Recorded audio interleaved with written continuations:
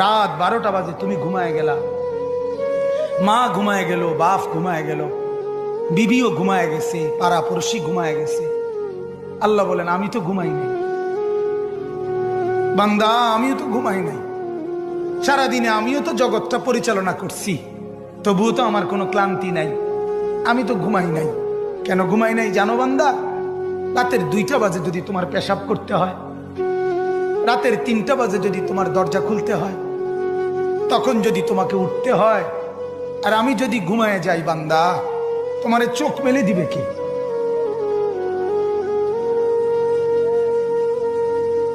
এই বাপ, চোখ মেলে দিবে কে?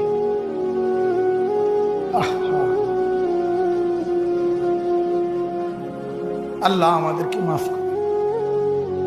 কোরআনুল কারীমের মধ্যে আল্লাহ তাআলা বলছে ওয়া হুয়াল্লাযী ইয়াতাওয়াফফাকুম বিল লাইল